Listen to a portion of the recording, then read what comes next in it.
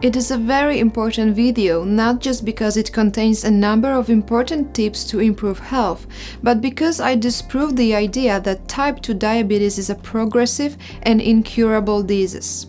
For many years and even currently, a large part of people, including even specialists, have treated type 2 diabetes as a disease that stays with us until the end. However, more and more doctors are raising the point that type 2 diabetes can be cured, not through treatment with pharmaceuticals, but through making certain changes in our daily functioning. Of course, if we do not take proper care of our health, then type 2 diabetes can indeed become a condition that develops and brings more and more health problems over time. In an advanced stage, it can be difficult to fight.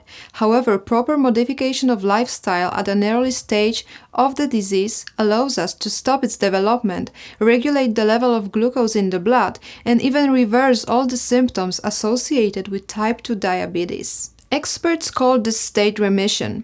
This means that if we return to our old harmful habits, then the disease will easily return.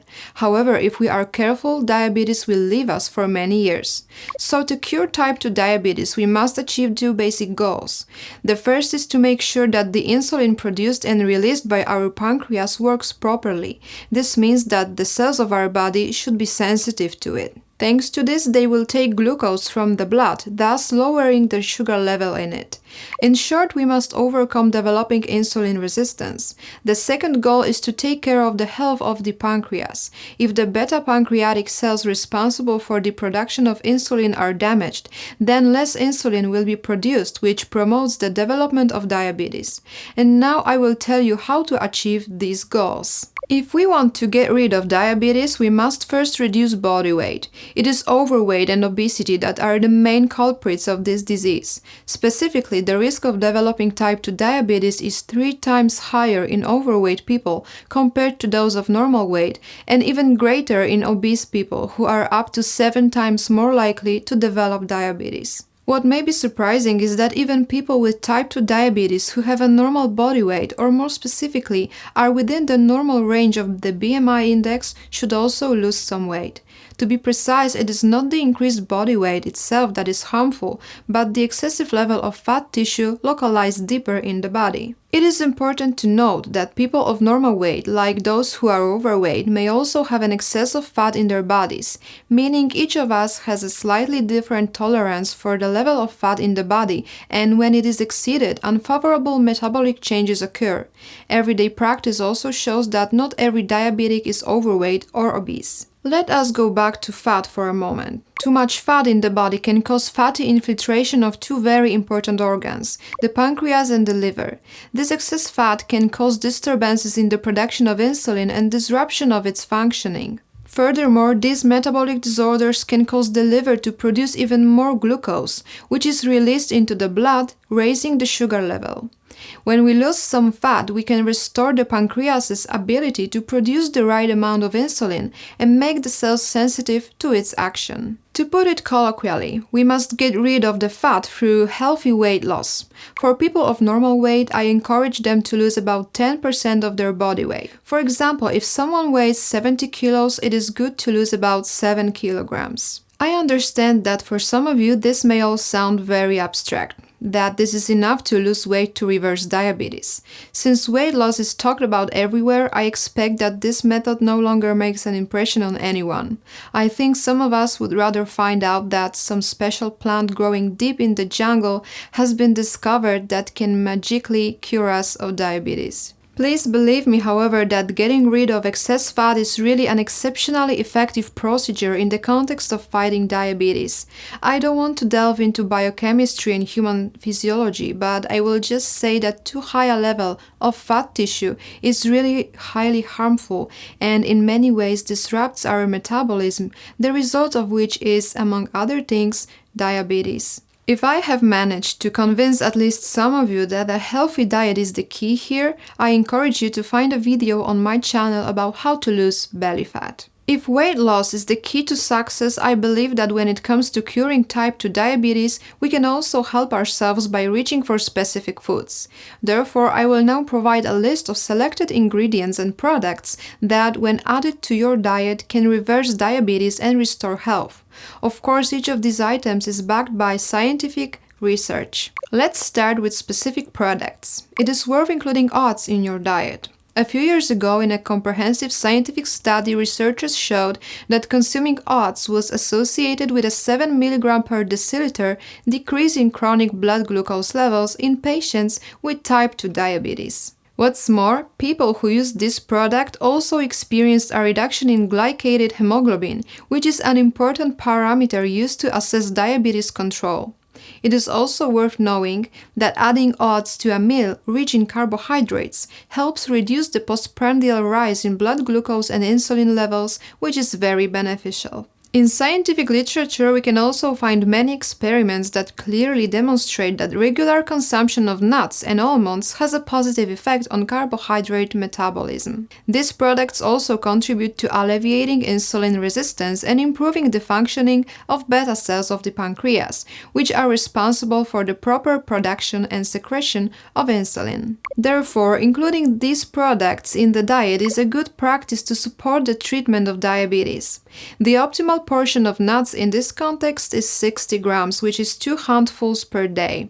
Nevertheless, even 1 handful will certainly bring a noticeable effect. A similar effect can also be achieved by regularly consuming legume seeds, such as beans, peas, lentils, and chickpeas.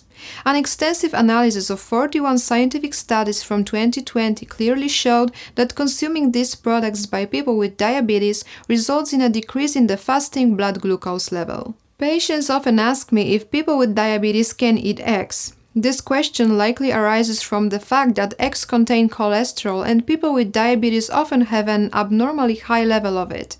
In 2010 and 2018, the results of studies appeared that showed that regular consumption of 1 or 2 eggs a day was associated with a beneficial reduction in blood glucose levels by an average of 9 mg per deciliter. In addition, the participants experienced a reduction in the HOMA-IR insulin resistance index and the level of insulin in the blood.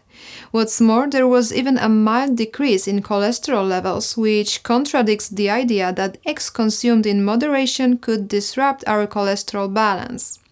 In short, eggs are not only not dangerous for people with diabetes, but can be one of the elements of a diet that helps to manage this disease. As I mentioned, 1 or 2 eggs a day should be considered beneficial in this regard and probably even more. Also, data from 2020 show that eating eggs in moderate amounts does not increase the risk of developing type 2 diabetes. I mention this because I have often come across the information that eating eggs can contribute to the development of diabetes. Dealing with diabetes can be helped by some plant oils, such as black seed oil. Researchers have shown that consuming 2.5 milliliters, which is about 2 teaspoons, twice a day, helps reduce blood glucose levels in people with insulin resistance. It is also worth looking into high-quality extra virgin olive oil. According to extensive research, it helps lower blood glucose levels in people with diabetes, reducing it by an average of 8 mg per deciliter and contributing to the reduction of glycated hemoglobin levels. Furthermore, an experiment on animals with induced diabetes showed that olive oil improves cell sensitivity to insulin and supports the functioning of beta cells of the pancreas, which can help reduce liver steatosis. And as I said before, fatty liver is one of the factors causing diabetes and exacerbating its course. Here I would add that 2 to 3 tablespoons of olive oil a day is optimal. Additionally, it is also worth looking into apple cider vinegar. In the latest publications, we can read that regular use of apple cider vinegar results in a significant reduction in blood sugar levels. In one of the studies, its authors noted a decrease in glucose levels of more than 19 milligrams per deciliter. In addition, vinegar is a helpful product in reducing glycated hemoglobin levels. To get noticeable benefits, it is best to use 2 tablespoons of vinegar a day, diluted in water in a ratio of about 1 tablespoon of vinegar to 1 glass of water. If you find my videos helpful and would like to help this channel grow, please consider subscribing and if possible also clicking the bell icon next to it. That way you won't miss any valuable videos. Thank you very much, and now let's get back to the topic. Among natural products that should be on today's list, propolis also should be mentioned. According to published research, its application can lead to a reduction in blood glucose levels of up to 13 mg per deciliter. This effect is likely due to the components present in propolis, which sensitize cells to the action of insulin. In addition, scientists suggest that propolis inhibits the activity of genes responsible for glucose production by the liver. Among the less known but also noteworthy products is green coffee. Green coffee is nothing but coffee beans that have not been roasted. This makes them a rich source of pro-health compound called chlorogenic acid. In any case, researchers have proven that the use of green coffee contributes to the reduction of blood glucose levels. I also have some good news for yerba mate enthusiasts, a beverage prepared from dried leaves and branches of the Paraguayan holy tree. I have come across the results of a pilot study in which scientists noticed that people who drank yerba mate had a 25 mg per deciliter decrease in their blood glucose levels, indicating a very high efficacy. Furthermore, experiments on animals have confirmed that yerba mate reduces insulin resistance and improves the uptake of glucose from the blood by our body cells. Moreover, yerba mate prevents fat accumulation in the liver, further emphasizing its positive effect on the health of people with diabetes. When it comes to treating diabetes, it is impossible not to mention spices. I won't discuss each of them now, as I'm going to record a separate videos about them, but I will mention those that have proven to have a soothing effect on diabetes and help get rid of it. These are mainly garlic, ginger, Ceylon cinnamon, and fenugreek. I am an advocate for consuming natural products, but I know that among my viewers there are people who, in addition to traditional food, are looking for additional solutions to support their health, such as various supplements. I believe that many of them do not make sense to use prophylactically. However, in the context of diabetes treatment, I can mention a few useful ingredients. Among the known compounds, this will certainly be omega-3 fatty acids. The latest research from 2022 confirmed that providing these ingredients results in a decrease in fasting glucose levels and alleviation of insulin resistance. This refers to doses of eicosapentaenoic acid and docosahexaenoic acid of a total of about 1 to 2 grams per day. Of course, an alternative to omega-3 supplements are fatty marine fish such as trout and also cod liver oil. A similar beneficial effect can be achieved by also using magnesium. Usually, doses of around 300 mg per day are recommended. However, this is only in cases when you are not consuming products that are rich in this component, such as buckwheat, barley, brown rice, pumpkin seeds, chia seeds, sesame and sunflower seeds, nuts, cocoa, and white beans. As for other mineral components, positive effects can also be expected from providing high amounts of zinc. If we decide to take zinc supplements, we usually take around 20 mg. Nevertheless, here too it is better to reach for natural products containing this ingredient. These include seafood such as oysters and shrimp, meat, both red and poultry, feta and mozzarella cheese, legumes such as beans, chickpeas and lentils, pumpkin seeds, sesame and sunflower seeds. Lesser known supplements worth exploring in the context of lowering blood glucose and insulin levels, reducing insulin resistance and reducing glycated hemoglobin levels are quercetin, coenzyme Q10, taurine, chromium, berberine and inulin. I will now provide suggested daily amounts of each of these supplements. Quercetin 500 mg, coenzyme Q10 1 to 200 mg, taurine 0.5 to 1.5 grams, chromium 200 micrograms, berberine 1000 mg, and inulin 10 grams. Here is an important comment. If you decide to take any of these supplements, please use common sense and do not take all of them at once. Remember that in the context of treating diabetes, these supplements will be ineffective if you do not lose a few kilograms. They should not replace the natural products I provided in today's video. They should be treated as an addition only. Discussing nutrition patterns that can significantly contribute to the management of diabetes apart from weight loss, two specific diets can bring benefits: the ketogenic diet and the Mediterranean diet.